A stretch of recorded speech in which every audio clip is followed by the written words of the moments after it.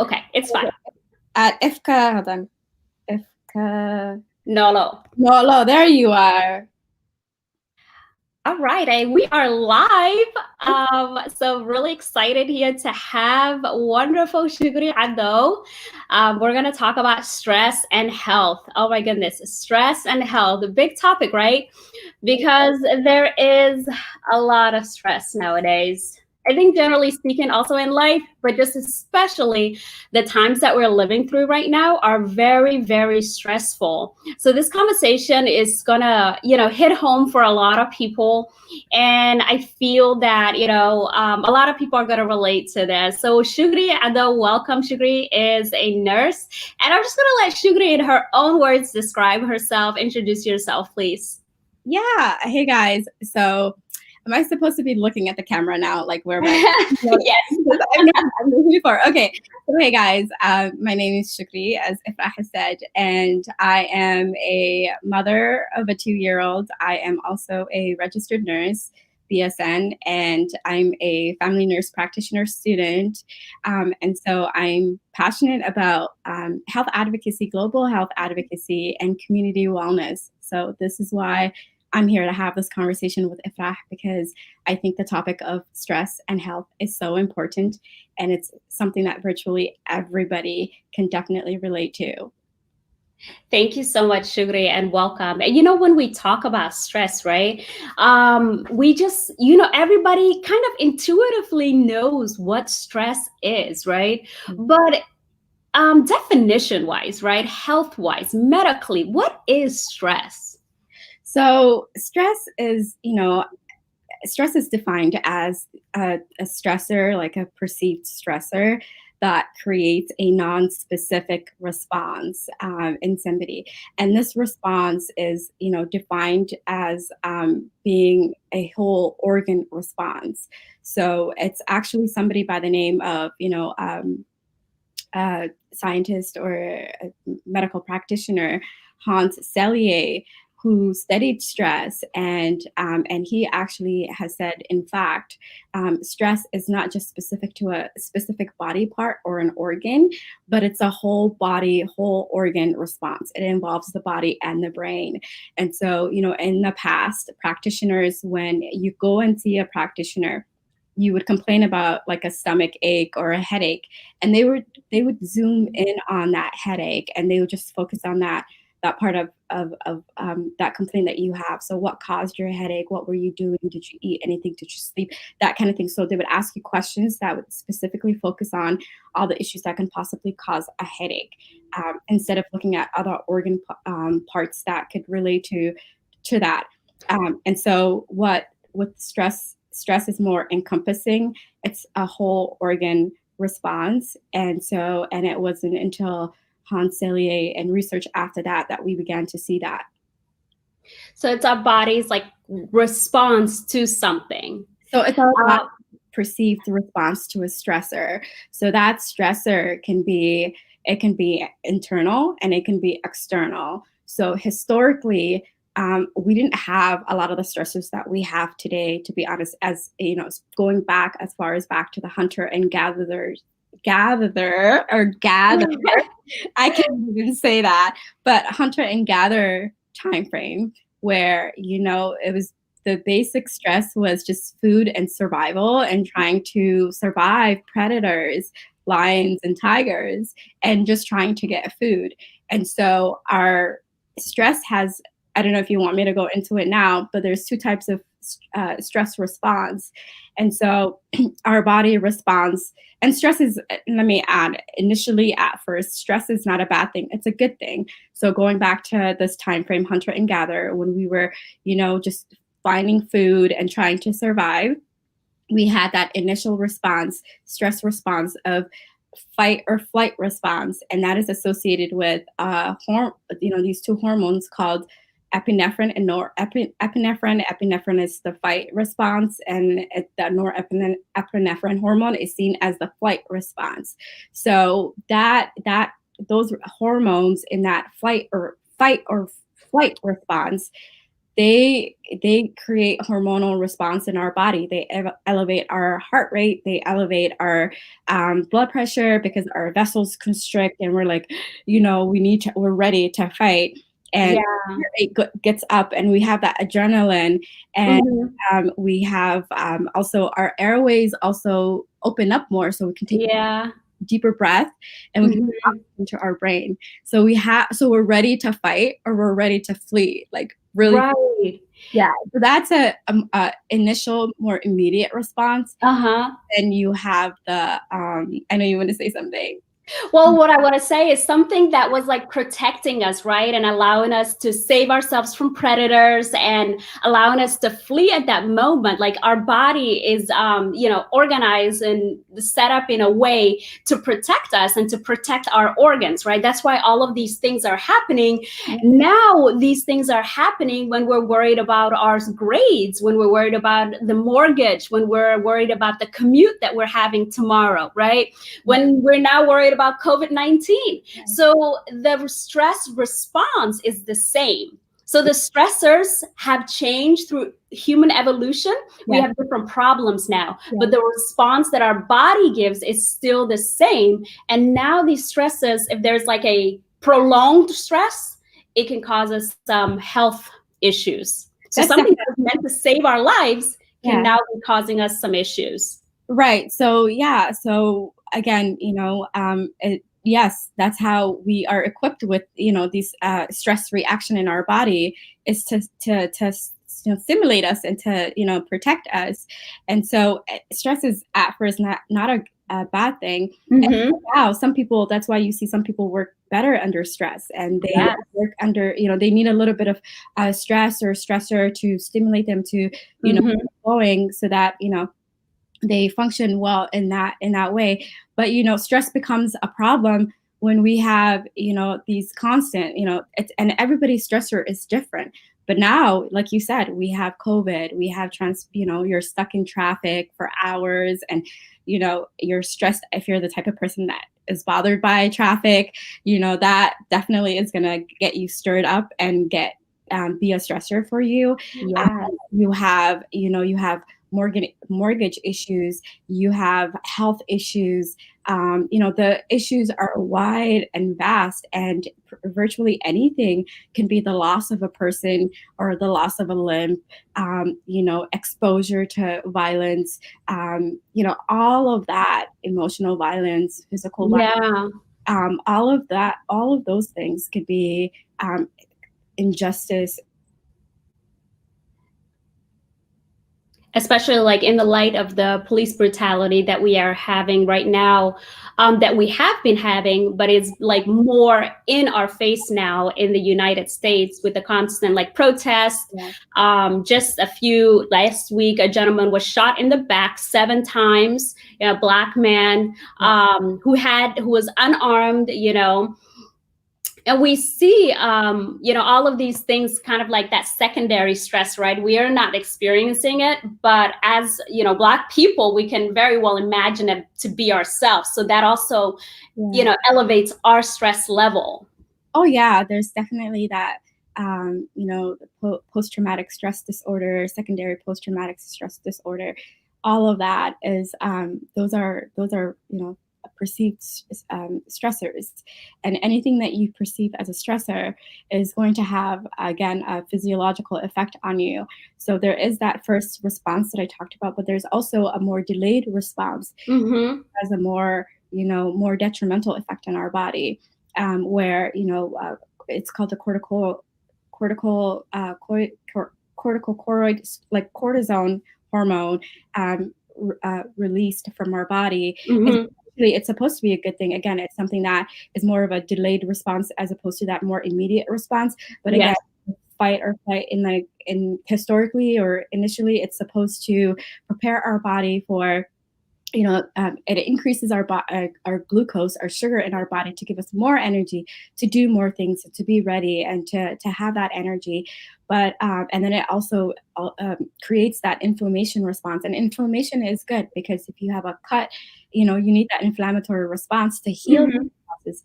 But again, when you have these continued exposure to these constant stressors. When you Yeah. have constant and persistent stress, then you have constant stimulation of the cortisone hormone, Mhm. and release of, this glucose, sugar in our body. The Mhm. constant, and repeated, stimulation of the inflammation in our body causes a wide range of diseases, and Mhm. is now, being linked to so many diseases, even heart disease. For example, in the past, we thought that, coronary artery disease with plaque in the arteries causing like heart attack and high blood pressure and things like that. We Mhm. thought that was the main cause, but now it's being realized that it's actually the inflammation around those arteries that is causing, that is more of a problem, and that the plaque buildup is also a secondary process. But yeah, it's the That's a lot, you know? And yeah, then given, going back to, this, what we were talking about in terms of like police brutality and racial violence, I can imagine then the kind of health issues that people of color and people of like marginalized identities would have. And like that link between that stress from the racial terror, racial violence to actual health issues. yeah. So when Um, you really think, sorry. So do you think, I read not too long ago that Columbus City had declared, racism a public health issue. Yeah. And so what are your thoughts on that, in terms of racism being a public health issue and the correlation between stress and health issues? Oh my goodness, that's a starting point for, focusing on the implication of, racism and health and stress, and, just the interrelationship between all those factors, and to consider racism as a public health issue is, I think, a major step in the right direction in addressing the issue of, racism as being linked to, health disparities, socioeconomic status, and, and stress. And so, just going back to the implication, the effects of stress, if you think about it, when you have a chronic inflammation, chronic stressor, the effect on our immune system is that it decreases our immune, system. You So get sick more. you get sick more. You're not able to fight infections. And actually, Mhm. we did a study on, students and medical students while they were doing exams. Exams tend to produce anxiety for students. Mhm. And so what they did is they gave flu vaccines. Somebody was saying, a medical practitioner was saying this. They gave, flu vaccines to students while they were doing the exams, and they noticed that the students didn't respond very well to the vaccines during that stressful time. Mm. And so it's also been linked to, decreased effect of vaccination, because again, your immune system is down, right? And then also Mhm. our body, it excrete, and this can be, um, linked to, current affairs as well. But our body screens, our cells, cancerous cells, and so there are cells that kill cancer cells when it recognizes, which is part of our immune system. Mhm. Immune system is down, our body has decreased ability to recognize these cancer cells and Mhm. these cancer cells. So there's more opportunity for cancer cells to grow under stressful times when our immune system is down during an immune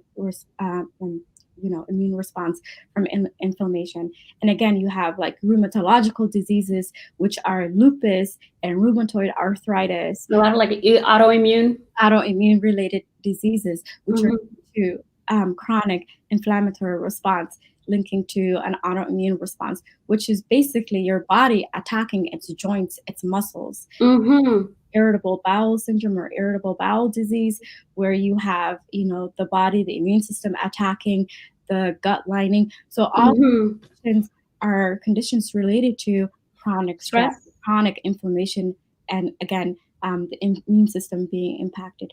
Then you have mood. Then the mood, it increases anxiety. Stress leads to anxiety. Anxiety leads to, um, uh, anxiety disturbance disorder, which is then becomes a condition, or a problem, a condition, an illness, that requires medical treatment. And so then you have that, and you also have, sleep disturbance, uh, Mhm. enough sleep as well, because of the anxiety, and because of stress. And then Wow. lastly, you have pain. The level of your pain perception increases. So if you have high anxiety, high, Mhm. so you're constantly experiencing racism, you're constantly experiencing discrimination, you're constantly, being harassed, and you're in jail, and like you have all these things to do, then you experiences, then it increases your anxiety level. Right, right. You're constantly anxious. And now look, like, that's why so many people are so upset and they are tearing things up, because they're like, we're fed up, we're tired, we don't know how to channel this anymore, because I mean, it's about time that people try to listen to us. And so people will channel those experiences in different ways to deal with them, whether Right, right. So whether it's substance abuse, or whether it's eating unhealthy, which also comes eating unhealthy can be a result of low socioeconomic status as well. yeah. And, disparities from income disparities. So you have all these factors related, and you have like your pain. Going back to that pain, your pain, you feel more pain when you're. Mm-hmm. So So it's just a gift that keeps on giving, huh? yeah, so doctors will like to, some doctors deal with the anxiety, because some patients, they'll be like, I want to come off my pain medicine, I'm ready to come off, but Mm-hmm. still have anxiety. So what some doctors say is that first we need to treat your anxiety, because if Mm-hmm. we take out the pain medicine, you'll start to feel that pain more intensely, because Right. you still have all these all this anxiety. So we need to deal with the anxiety first, and then we'll address the pain, leading off of. That's a lot. So And it's you know, and the things I think about usually is like, okay, so I've defined what stress is. I know like the physiological effects on my body, what kind of reaction it's going to produce in my body. And then naturally, I think, how can I cope with this, right? Which is definitely a question that I have for you. But I also think about all of these things that people don't have a quick solution for, right? So if you're dealing with hunger, you don't have a quick solution for that. With you dealing with poverty, there's not a quick solution for that, right? If you're having already other health issues and you don't have access to medical care, then you don't have a quick solution to cope with your stress. So sometimes I also feel that the advice that people are given to manage their stress aren't really applicable, aren't really tangible things that they can actually do, because they have an issue outside of them that is causing this stress, which is the homelessness, the poverty, the drug addiction, all of these things that even if they tell themselves good things, even if it's mind over matter or being mindful, Yes. there's still these outside social issues, right? That I feel like as a society, we have to deal with before we can really get to the bottom of managing stress Right. as a society. I agree with you. And that's why I'm passionate about global health advocacy and Mm-hmm. wellness. And I'm especially passionate about health policy, because it's important to have the right resources in place in our society for people to be able to reach out to in difficult times, in Mm-hmm. difficult times. Mm-hmm. And so, it takes time for people to come up from and build themselves up from a difficult situation. Mm-hmm. So while they are doing that, they need to be able to have a crutch, a cane, something to lean Right. on, something to grab and hold on to bring Right. up for that moment, so that they Mm-hmm. back up and help themselves out of that situation. And so when we have resources in our community, like Mm-hmm.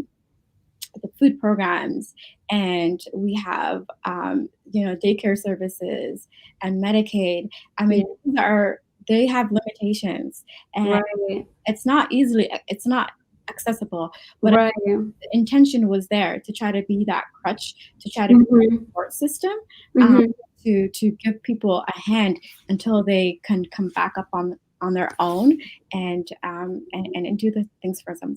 But we need to look at those policies around, We do. and we need to, here in the U.S., advocate for maternity leave and Right. leave, paid parental leave, Right. something that is structured and is across across the nation, that is Right. in place. Mm-hmm. That way it's not up to the discretion of the employer to decide, and you're guessing, and you're trying to figure out, and all you really need is that time off, and it's taking you 10,000 paperwork to get that Right. and questioning whether your work is going to be impacted and whether you're if you're going to Well, we're valuing like yeah. products and work over people. Yeah, exactly. And we put so much effort in like efficiency and Hmm. when it serves institutions, but Hmm. we don't put as much emphasis on the well-being of people and Right. things efficient for them and taking care of them so that they can be efficient people in society as well. Hmm. So I think we make things efficient for in terms of machinery, in terms of processes and institutions, but we don't make um, on a human level, a humanity, Right. we don't make things efficient for people. Well, this Yeah. you're absolutely correct, and I think about that a lot. Right, the kind of things that we value, generally speaking, in a society. It always comes back to, and I think about it, and I'm like, there is a less of an emphasis on human beings here. There's a less of emphasis on well-being of human beings, and more emphasis on like efficiency and productivity. And it's like, who is all this for? Like, Yeah. who's all this for? We're not taking care of the people in our society. Right. Who's all this like productivity for?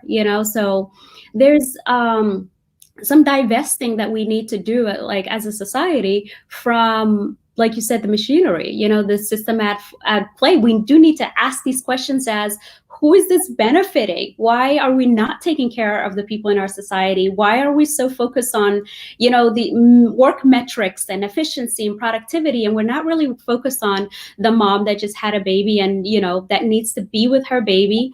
And that there's also that postpartum depression that comes with after childbirth. Like, why aren't we focused on people? Yeah. So I there's definitely that. think about that. I think about maybe, the how, we became a more, what do you call it? The when we became like more institutionalized, what do you call that? In the 30s, I would say more industrial, I guess. civilized nations. Yeah. It was more labor, Hmm. labor models or frameworks and systems that were used. I think the problem stems from that because it was more about efficiency. It was more about Right. it was more about and less about humans and women, because women were not really in the workforce as much, back in those times. And when they did occupy certain jobs, it was, certain jobs. Right. Work, it was like certain jobs. So, so I think we have frameworks that are like kind of like Outdated. yeah, Not people friendly. not people friendly. No, You know. your So people yeah. have done really So well. for those of us, there's so much that we can do, right, to change the system. We should absolutely continue challenging, continue resisting, right? But what are some short-term, I guess, coping strategies that people can use to cope with stress? Because in the everyday, we still need to live. We still want to get to the next day, fulfill our responsibilities, take care of our kids. So, what are some short-term strategies that people can utilize to cope with stress? Oh, there's definitely things to get you going to keep you, relaxed and deal with your stress for sure. It doesn't Hmm. it doesn't have to be expensive. It doesn't have to be time consuming. And honestly, number one, it's the most simplest thing, the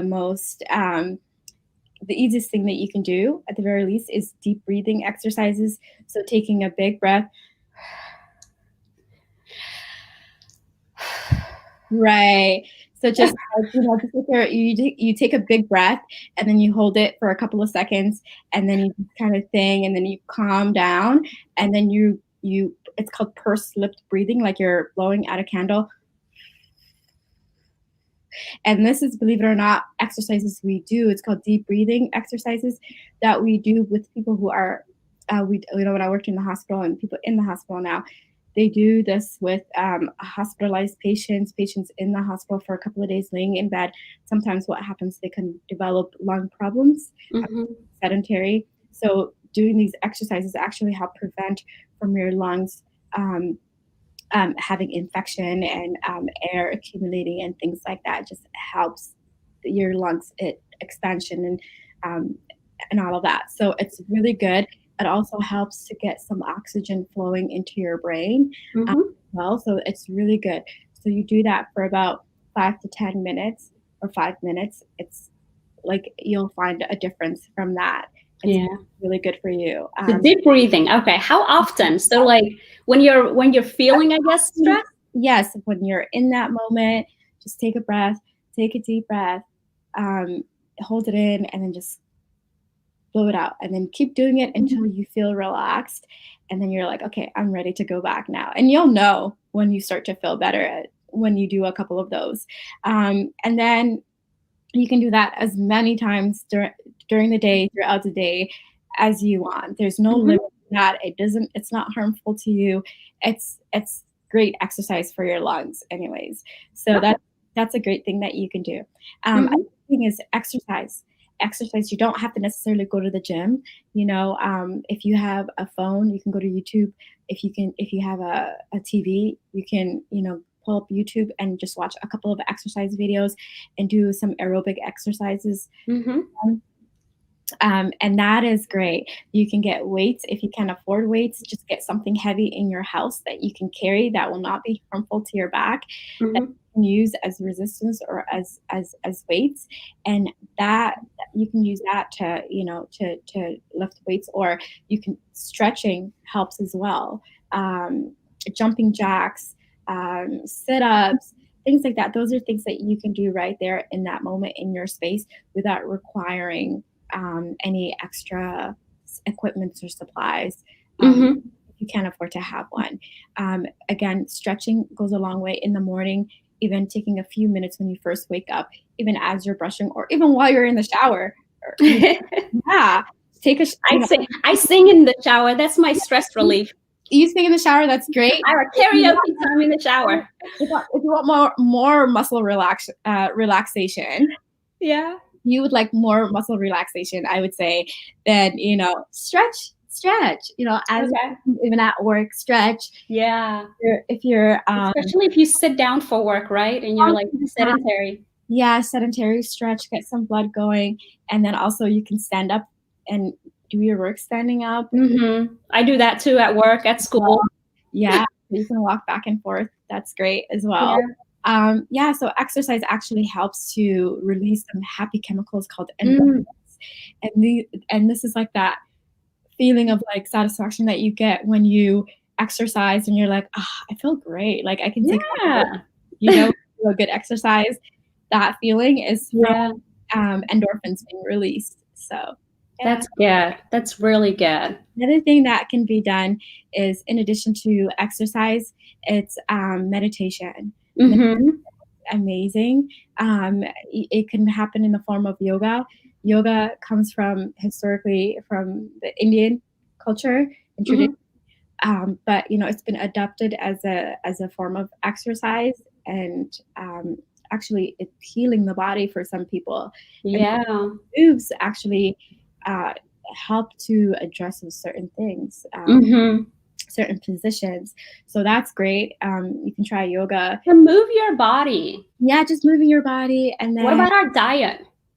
yes, diet. So try not to eat stimulants. So caffeine is a big, big thing. Not vaping, but caffeine? Oh, that's my baby. I I know. love coffee. Like right now, you know what I'm thinking? As soon as we're done, I'm gonna go to Dunkin' and get some coffee. Like Muscahda, you just say, Don't do that. how do I quit coffee? I can't quit coffee. So you just gotta do it. You just gotta try. Like, how many cups a day do you drink? Oh, just one. Just 1 cup. Okay, it's Yeah. not too bad. But if you drink it earlier in the day, it's better than later in Yeah. the day. So that way, it doesn't keep you up at night. For me, it's like I wake up with it and I drink my coffee and then I go about my day. But Yeah, I typically don't have a second cup. If I do have a second cup, it's very rare. yeah. So most people, some practitioners do say that 1 cup of black coffee, it's not it's not too bad, Hmm. because it's a stimulant, and it can be it's a diuretic as well, meaning that it makes you pee out a lot. Yeah. It Kind of strips the water off your body. strips the water off your body, then it makes you a little bit more dehydrated as well. So Hmm. especially if you are an anxious and you have a lot of stressors and Right. you're probably already dehydrated because you're always Mhm. you're busy, and you're not sleeping at night and all of that, and you have other health conditions, it's probably better to try to come off the caffeine.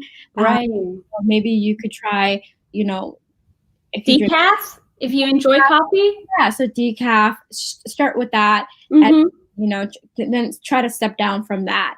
But sometimes for some people going off cold turkey, you It's might hard. side effects because it is a stimulant, and so you'll crave and you'll have the withdrawals sometimes. Mhm. But those last for only a few days. So about the first week, you'll after the first week you'll start to feel better. So if you can survive about 5 to 6, 7 days, then you imagine being relieved or emancipated from coffee for the rest of your life. Emancipated from coffee? For me, that sounds like a punishment. I enjoy coffee though. So other than the caffeine, it's kind of like my act of self-care as well. So like there's also that psychological attachment that I've made with coffee Yeah. that says coffee makes me feel good. Like without even considering like the caffeine. I Yeah. associate just coffee with feeling good. Yeah, so that's a lot of people's association with coffee. They also Mhm. associate that with sugar. Like sugar, Yeah, how sugar was, right? Like when girl. I'm feeling great, like when I'm busy, I'm like, oh, I need a donut. I need a cupcake. Cheesecake. I need something sweet to eat to make me, or like I would even use it to stay up. Like when I would be studying, I wouldn't drink, Right. I'm not a big coffee person. I would Yeah. drink coffee sometimes, if I needed it, but Uh-huh. more eating sugary stuff. Like I would eat like cookies or something, and that sugar is horrible. I believe it's Right. me. So I'm still battling with that. Sugar is an addiction. It's actually a real addiction. And I Sugar is a real addiction. had to come to terms with that. Like I had to address that. So Right, right. And there's also like confronting that, right? Confronting your habits, like confronting your eating habits, your exercise habits, even the way that you manage stress habits, you know? right. And that comes back to, mindfulness and you know, also mindfulness is another thing. But I just want to go back to the sugar, how detrimental it is, because I'm going to leave your coffee alone. Leave my coffee alone, okay? Try to come off of it if you can't, try I'm working on it. I'm working on it. things. It'll be good for your skin too. You'll be amazed. But sugar, oh my goodness, sugar is a terrible thing. It's a chronic inflammation. It causes Mm, inflammation actually, and so again, it goes back to the circle of like that inflammatory response. The immune system. mhm. Sugar will depress your immune system. It also increases bad bacteria in the stomach, Yeah. promotes bad bacterial growth in the stomach, which can cause irritable bowel syndromes and Wow. gassiness and bloatedness. People don't understand that gut and the brain have an axis as well. So Mhm. it can contribute to causing leaky gut syndrome, where the gut becomes weak and the Wow. contents leak into the bloodstream and Mm, the brain. Sometimes that's why sugar also has that, that brain effect on us, where sugar also has the same chemical composition as heroin. oh, wow. It stimulates the same part of the brain that heroin does. Mhm. Make us feel good. Yeah, that's I was telling you, like, Dope. yeah, that center for Increases dopamine. it has the same exact effect as Mhm. a heroin. It stimulates the same receptors, and so coming off of sugar as well is can also have detrimental withdrawal symptoms. Well, not that Yeah. withdrawal symptoms are quite unbearable for the first few. Yeah. Sugar withdrawal, anxiety, jitteriness. Same thing with coffee, Right. craving, kind of searching for anything sugary. So yeah, so sugar is And you know what's happening to me is like I've never had a sweet tooth when I was younger. I developed a sweet tooth later in life. Like now I like donuts. Now I like cake. oh, that's interesting. It's Oh, terrible. oh no. Well, that's not something you want to pick up, especially later in your years. Right. When your metabolism is already slowed down and you can't like, get the weight off quickly. I'm like, why couldn't I like cake when I was younger? Oh, yeah, right. So you can outgrow it. Right. Right. Or some people, but that's another thing though too. Some people think that just because you're younger, you can eat as many things as you want. Hmm. Kind of glad that you didn't start as when you were young, because it just would have had underlying detrimental effects. It would Along the way, huh? it would have created further cravings Right. and you know more detrimental effects for your body along the way. Hmm. So a lot of people think that, hey, I'm young, I can eat whatever I want, but Hmm. because you're not having symptoms now does not mean you're not going to have Right.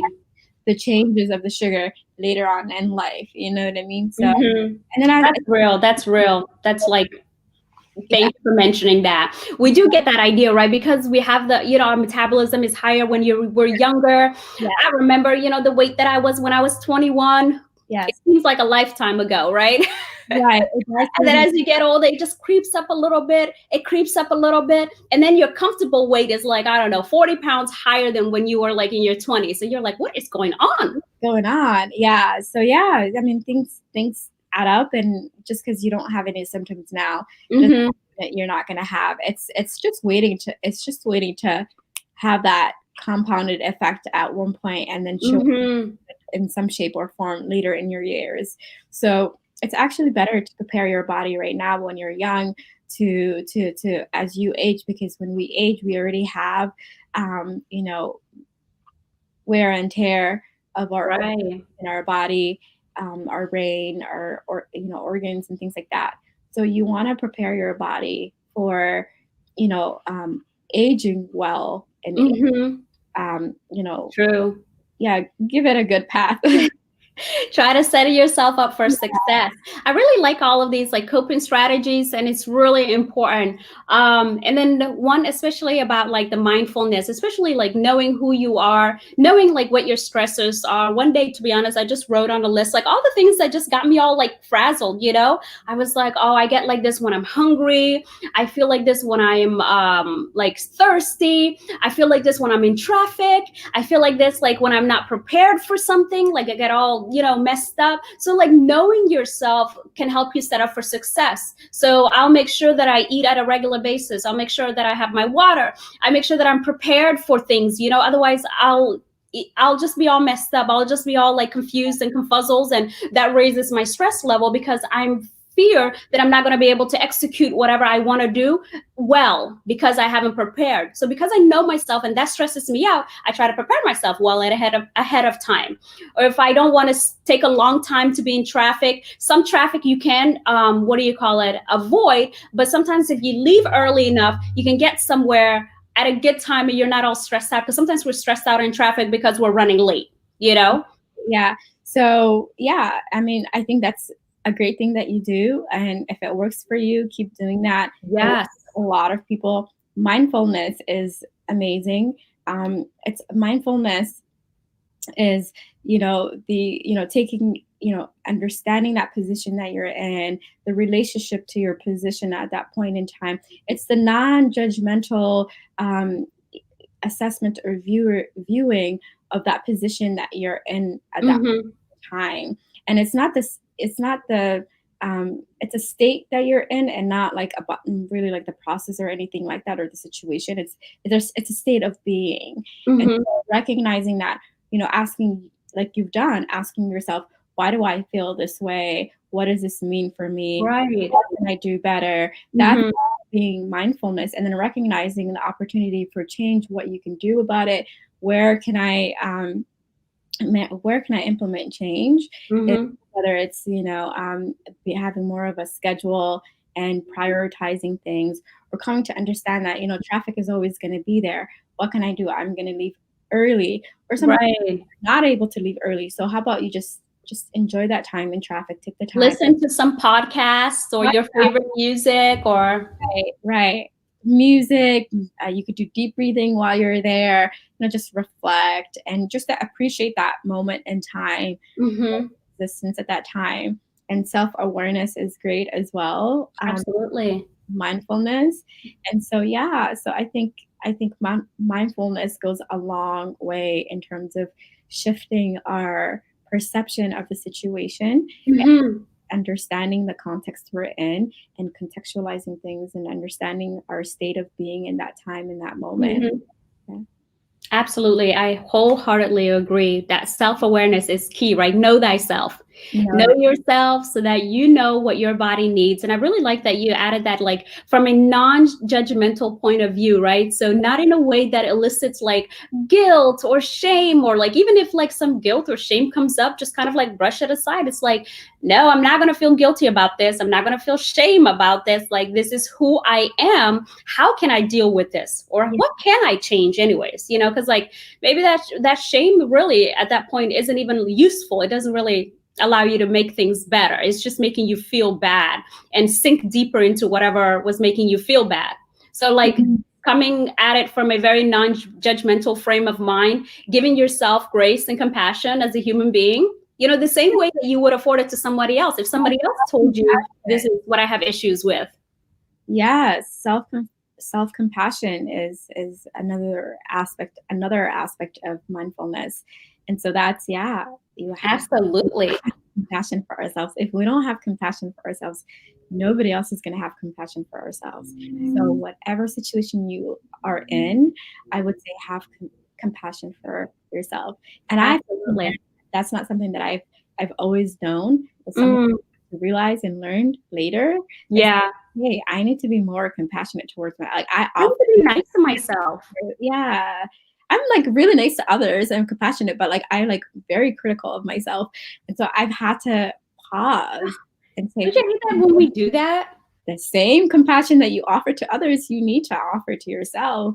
So yeah. And in talking about this topic of stress, and you and I both, being like Somali, I always relate, whatever topic that I'm talking about, or that I'm thinking about, I always think, about, the Kana, our people, especially since we're like in this, unique situation of being, in being in other countries, raising children in other countries. So there is like some additional like stress involved with displacement. So, what are some ways that immigrants, no matter whether they're from Somalia or otherwise, can deal with the stress of like displacement and migrating? And I know this might be like kind of like outside of your scope of field, but it's Oh, just no, as an immigrant, you know what I mean? As someone who knows immigrants, like what are some thoughts on that? not at all. It's not actually out of my scope. We, you know, social determinants of health is something that we come to understand, Hmm. and know and address as healthcare practitioners. And Hmm. so, social support system, the person's environment, and things like that. Those are all factors affecting health. So anything that Hmm. affects health is really our area of Yeah. to look at and see how can we help this person, or how can we help alleviate the stressor. And so, yeah, you're right. If you are an immigrant and you're navigating a whole new system, you have a language barrier, your kids are either born here or they came here very young and now they're growing up here and they're adopting, they have the language, and then now you guys have a hard time understanding each other. Hmm. I feel like there's a loss of culture. Younger generation have the sense of like identity crisis in terms of trying to figure out who they are Hmm. with respect to their heritage and this new society. And then you have parents just trying to navigate, trying to understand this new society, but they have Hmm. cultural values, and there's some things that are mismatched and just don't mesh well with the new society. And now like you're like, okay, that's stressful. That's a lot. It's a lot of things. You have some immigrants that come from like Hmm. civil torn countries, like Somalia is one of them, and other parts in the world. Some families that have lived in their transition to this new country in IDP, internally displaced camps. Hmm. You have trauma from that. Some people experience physical violence through that process of Hmm. migration and living in the camps, harsh situations. Hmm. So you really do have a tremendous compounding effect of stress Right. affecting immigrant families. Hmm. Um, it could be overwhelming. So I would, having resources available, community resources available for, Okay.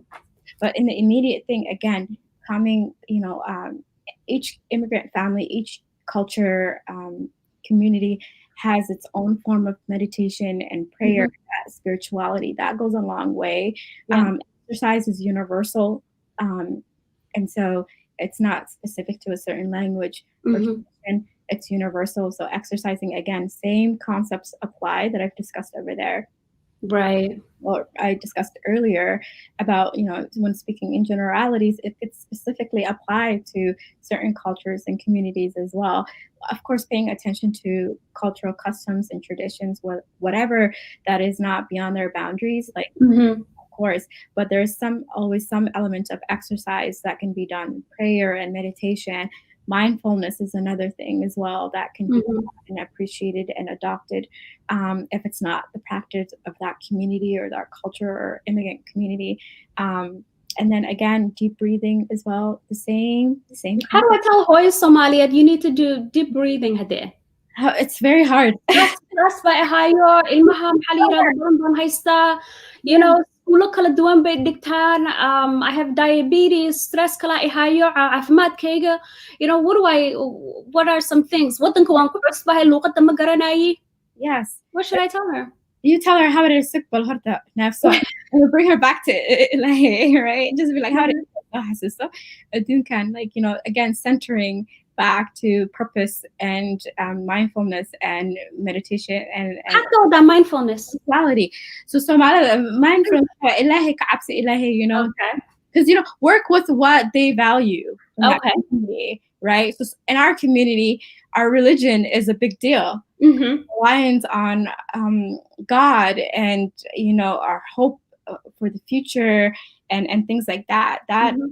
And spiritual. We're very spiritual. Where we pray. So bringing them back to what you try to identify what is Mhm. important to that person, and so that community, what is important to them.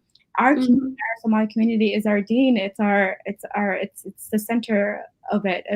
It is, for at least for a lot of people. Well, it tries to be. They try to make it to be, and so bring it back to Ilahi Kapsi, and, just being mindful of Ilahi, and understanding that the situation that you're in, temporary. This is dunya. We have stressors, and Mhm. you know istighfar, and that's also meditation, Mhm. and how about it, just how about it, Ilahi Kapsi, salawat, do the salawat, do the dua, ilaha ka badbaadinaya, inshallah. Mhm. His What focus. about some tangible, like, things that I could tell, like, that they could actually do at that moment? You can teach them the deep breathing exercise, and I know that's kind of foreign to them, but Yeah. markii aad neeftaada aan maxay ahayd, then you have to teach, Explain, right?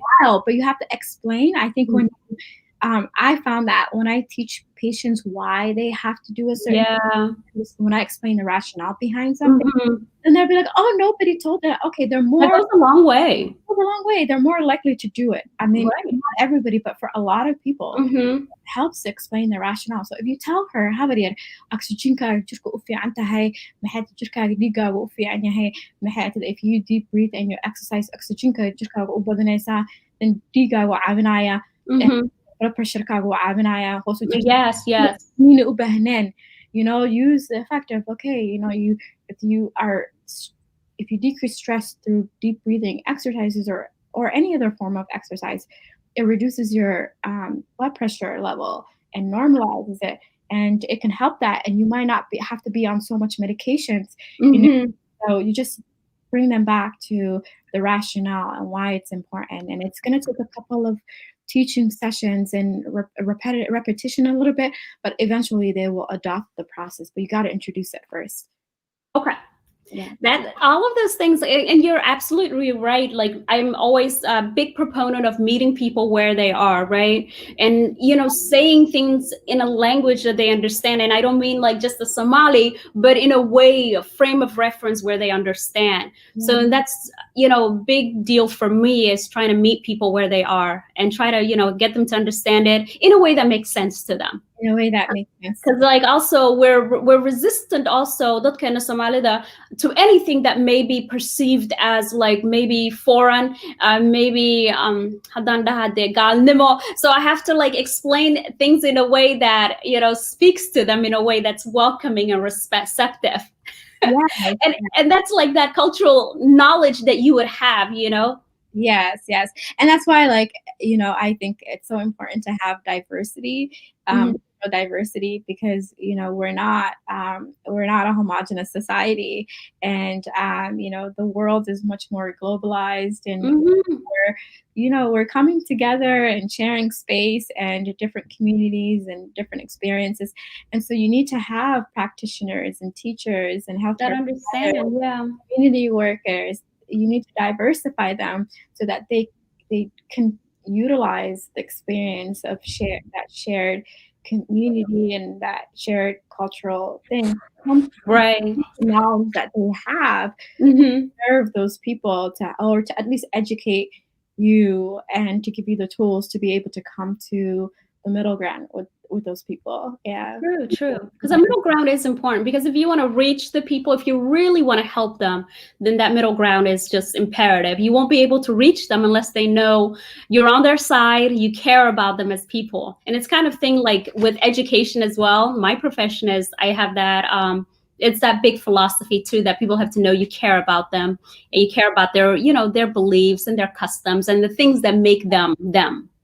And then maybe they'll hear out whatever you have to say. Yes, that's true. I agree with you. And I think teachers are so valuable, just like healthcare providers are so valuable. They shape lives forever. You're shaping young minds. And so I think that is such an important role to have. And Thank you. break a person or make a person. I had a couple of apples in my history that almost broke me, but Right, right. It's a job that yeah, everything matters, yes, right? So that's what makes it good and bad. yeah, Every moment matters. yes, yes, So it's a huge responsibility, and sometimes we fall short. Forgive us. We are human as well. yes.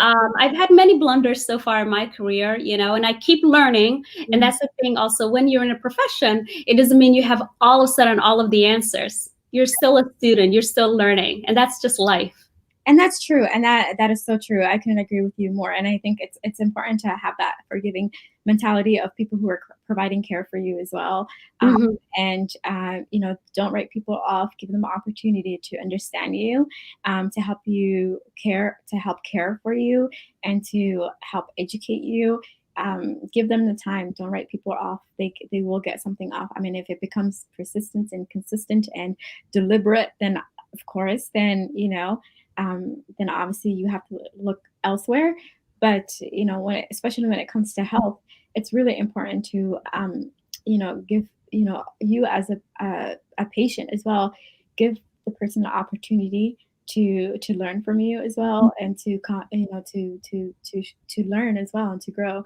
That's important. Yeah, it's Absolutely. a working together thing. It's a back and forth, but True. there has to be the space to um, to be the willingness to hear you out as a patient and to want to understand you, though. True, that true.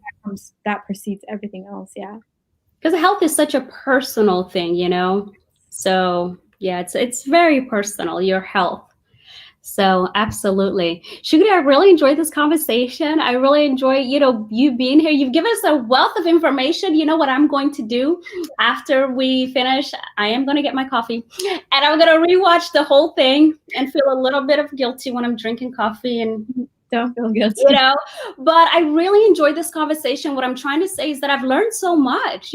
I've learned a lot, and these are why these conversations are just so important to me, because I believe in education, and the more you know, the more you're able to do better, right? So I really want to thank you for your time, for sharing your knowledge and your experiences. It's such a big deal to me. Thank you very much. Yeah, no problem. Thank you for having me. I really enjoyed having this conversation. I enjoy having these kind of conversations. If anyone's interested, you can get in touch with me, email me, add me on Facebook, and then also, can I type my email here? I think you could, if you write it on the where you put your name, Or you can, or your Shukri's Okay. Facebook is her first and last name, and I'll tag you on the video. Yeah, So I'm gonna type. okay. And for those of us who are here, do you guys have any questions for Shukri? Any questions about the conversation today? Any questions about healthcare? Any questions about the route to nursing? So how do I see comments? I don't see anyone. I see the comments, but if you look at the top right where it says comments. Oh, comments. Okay. Yeah. Oh, yeah. Okay. Actually, you can write your email on the comments and everybody will be able to see it there. I think I just did that actually. Okay, hold on a second. And then Zainab had some awesome comments here. Zainab Habon, she's my BFF, love her. She said, much needed conversation. We have so many layers of stress we are navigating. As Somalis, it is important we talk about mental health and prevention health. Absolutely. Yeah. We need mental health literacy for our families. And then self-care grounded in religious beliefs. Absolutely. Self-care grounded in, absolutely in what is important, right, to the individual. So in our case, grounded in religious beliefs. Right. Love that. Right. And yeah, mental health is a major issue in our community, and we need to, definitely address it from a cultural perspective.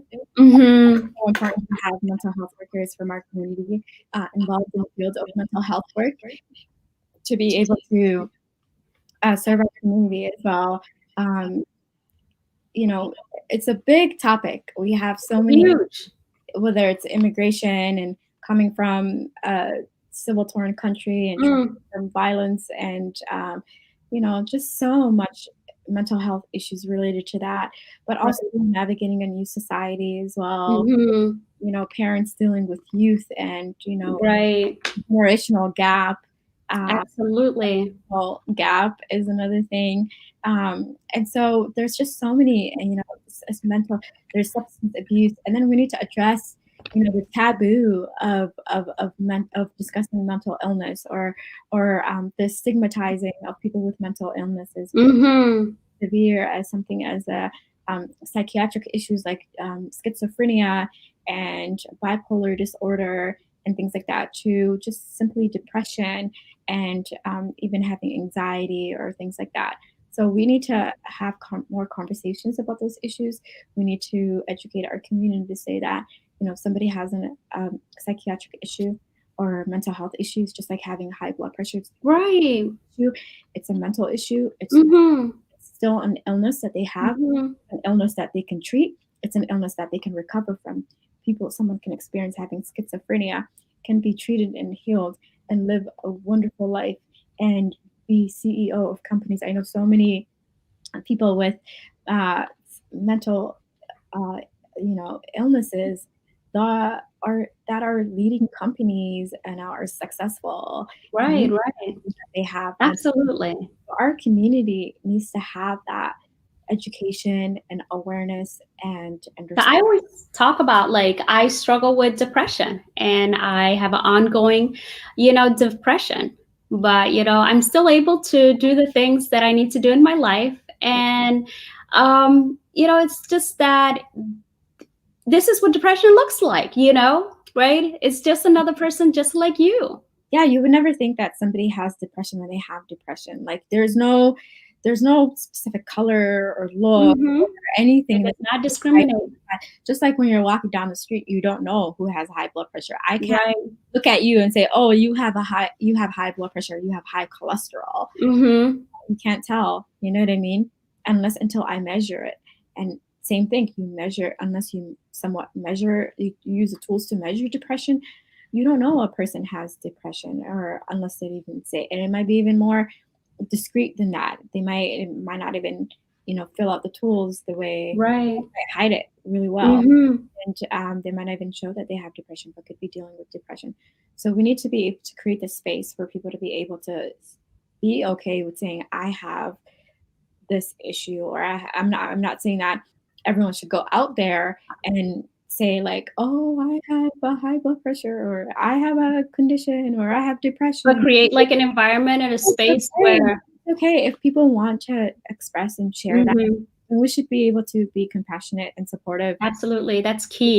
and understanding so that other people can learn from their experiences and create support system for one another. And let's not shut down people and stigmatize people and Right.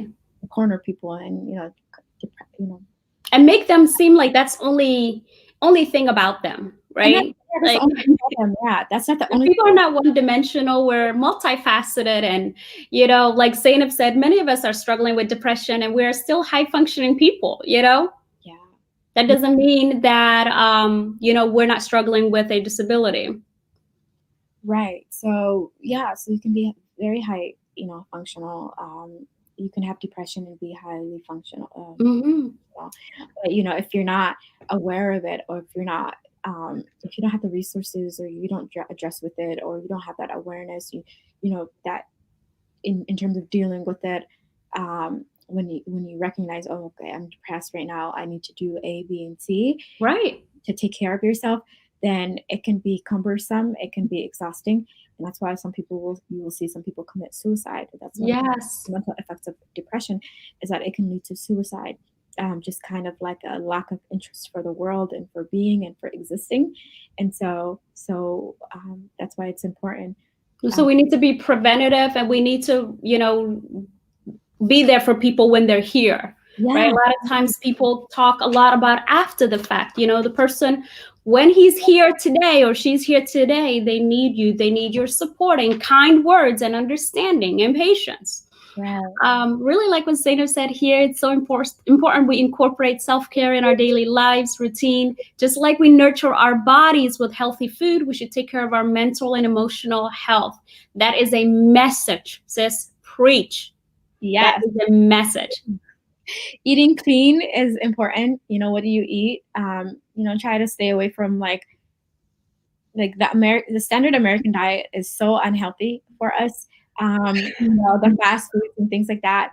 Try to eat as clean as possible, because that is going to be good for our health and our system, our organs and things like that. Eating clean Absolutely. food. If you don't know what that is, Google clean food or YouTube Start clean food. small too. Start small. You can say, Mhm. every breakfast I'm going to eat clean, or every lunch I'm going to eat, Mhm. and then also like watching the time in which you eat as well. Uh, Mhm. not eating past 7 p.m. is important to taking a break, because our digestive system, it's supposed to literally just take a break after in the evening at night. It's not supposed Mhm. to digest and process, and so that's why some people, they can't sleep at night. They have, they're worried, they have anxiety. Yeah. They're they're supposed to be sleeping, and they've had a heavy meal, Their digestive is like hard at work. hard at work, and carbohydrates, high in sugar. Your digestive system is metabolizing sugar, so that will it's which is a stimulant. So it will keep Keep you you up. and add to your stress for sure. Yeah. Absolutely. All right. We'll leave it at here, guys. It's been an hour, and we can talk all day about like stress and health and mental health care and self-care. It is very important, and we should continue to talk about it. But here is our hour, right? So we really want to thank the people that are here. Thank you very much for your contributions. And thank you, Shukri, so much, Bye. Thank you very, very much. Thank you so Appreciate much it. for having me. Would love to come back again. Let me know. Absolutely. Yeah. I was thinking next time maybe we could do it in Somali, because some of our Somali viewers waxay dhaheen horta af Soomaaliga ma nacdeen. Af Soomaali ma ku hadashiin. Laakiin sometimes So next time. waxaa jiro erayo oo maxaa af Somali, like you can't, there's words in English and especially medical terms that are not in Somali that might be hard to explain. It's okay, we'll say the English ones. Right. So we'll just have to speak English in those ones, but definitely af Somali ku hadli karnaa. Yeah. Haya, next time af Somali ku suubinaynaa marka. Okay, inshallah. Haya, bye macanto. Have a wonderful day. Thank you. You too. Everybody, ma'asalam. Masalam. Do I end this?